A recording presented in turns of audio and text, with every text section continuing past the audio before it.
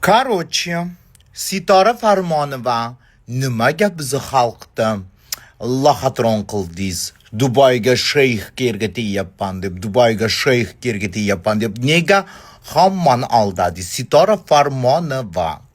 Nega bunaqa lahatronlar ildingiz xalqimiz? Bechara xursand bo'l, voy shayxga ergatayapti deb siz duo qilib yotibdi. 6 ta farzandni tashlab ketgan Xonsaroyda direktoriga ergatayapsiz, opa. Birovni oilasini buzib baxtli bo'lib ketaman deb o'ylaysizmi? 40 ga kirgansiz a? Opajonim. Biz bildik, xalq bilsin. Sitora Farmonova Xurshid akamidi ismi? Xonsaroyda direktoriga ergatayapti. Hech qanaqa shayxga emas.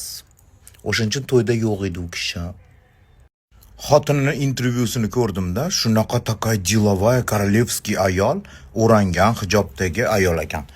Shunday go'zal ayolni, shunday umniy ayolni tashlab ketgan erkak siz bilan qolib ketadi deb o'ylaysizmi? Voy. Oy, opa, juda ham kalta o'ylar ekansiz 40 ga kirgan bo'lsangiz ham. Farmonova Sitora. Essiz. Birovni oilasini buzgan odam biror joyda baxtli bo'lib ketganini ko'rganmisiz hech?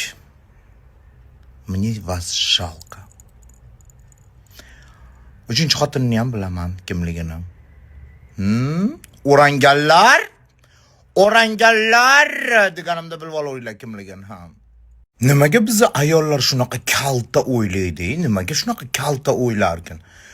Oilasidan qochib 3-chi, 4-chi, 5-chi xotin qilib qo'ysa, hijobga kirsam men bilan qolib ketadi deb o'ylaysizlarmi yo ushlab qola olaman deb o'ylaysizlarmi? Shunday korolevskiy xotini bor erkak, shunday xotinini qaranglar, takoy vlasniy, takoy korolevskaya, shunday qilsa ham yo'q, ontor-tuntor qilib yoradigan xotinni tashlab ketgan erkak qaydagi yo'q, chumoshnisalarni bunday hijobga kirib olsa qolib ketadi deb o'ylayman. Shu artistlarimizga hayron qolaman. Qanday qilib 3-chi, 4-chi, 5-chi, 6-chi xotin bo'lib tegasizlar? O'zinglarni guldek hayotinglarda mazza qilib yashamaysizlarmi? Qari chollarga tegmasdan,